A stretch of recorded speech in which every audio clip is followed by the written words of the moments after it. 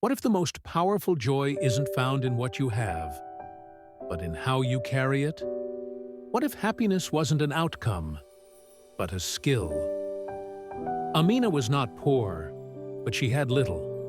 She was not lonely, but she was alone. Her husband had passed away 20 years ago. Her children had moved to the city, too far and too busy to call every day. Her days were quiet. She fed her chickens, boiled soup, read old letters, and watched the seasons change from her doorstep. It was the time of the New Harvest Festival. Music played, families gathered, stalls bloomed with color. But Amina didn't join. She didn't feel she belonged anymore.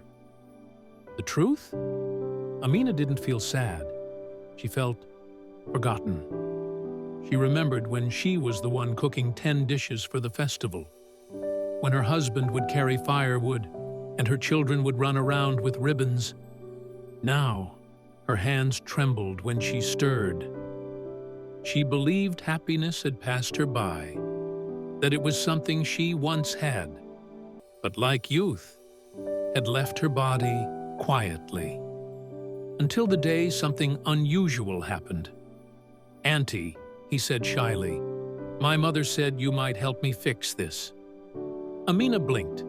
No one had asked her for help in months, maybe years, but something in her heart softened. She invited him in. They didn't talk much. She repaired the jug with her steady old hands and gave him a bowl of lentil soup. Ravi smiled, wide and sincere. "You're very kind," he said. That night, for the first time in weeks, Amina hummed to herself while washing dishes. She began waiting for him, not because she needed him, but because she felt needed. They started a small ritual. Every afternoon, Amina would prepare tea, and Ravi would bring a story from school or a question from life. "Why do some people laugh even when they're sad?" he asked one day. Amina thought deeply, then replied, "Because some people don't wait to be happy. They carry it inside. Like salt in water, you don't always see it, but it changes everything." That night, Amina didn't sleep well. Old feelings returned, the ache of absence. She thought about how Ravi would visit tomorrow with another smile and wondered, was she pretending? Or did she really feel joy again? But when the sun rose and she heard his footsteps on the path, she knew her answer. Over time, Ravi began calling her Aji, grandmother, not because she asked, but because she had become one. He asked her one day, "Aji, you live alone.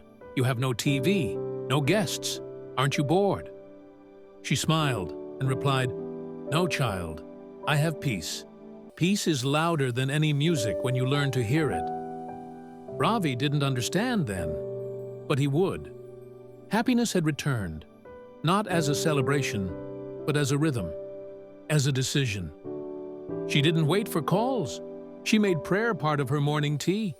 She didn't wait for recognition. She painted her own walls in bright colors. She no longer thought of what was missing. She held what was present like it was enough. Because it was. "I started writing because of you," he said. "You taught me that small days are worth remembering." He opened the book.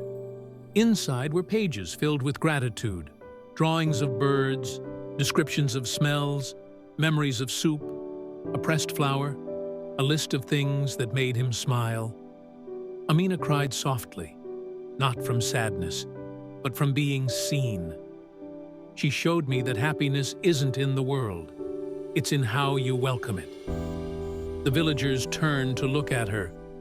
For the first time in years, Amina felt like part of something again, not because she had changed the world, but because she had changed how she saw it. Happiness in every situation is not about laughing through pain. It's about learning that joy and sorrow are not enemies, they're siblings. You will lose things, people will leave, moments will pass. But if you open your heart to small joys, the smell of bread, a good memory, a soft breeze, you'll never be truly empty. Amina didn't escape life.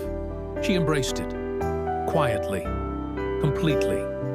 And in doing so, she found happiness, even when it didn't look like what she expected. If you've ever felt like happiness was slipping through your fingers, remember Amina. She didn't chase joy. She created it, one moment at a time.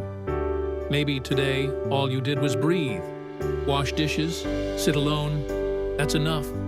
That's worthy. That's alive. If this story reminded you to slow down and find peace again, drop a comment. Tell us your quiet moment of joy.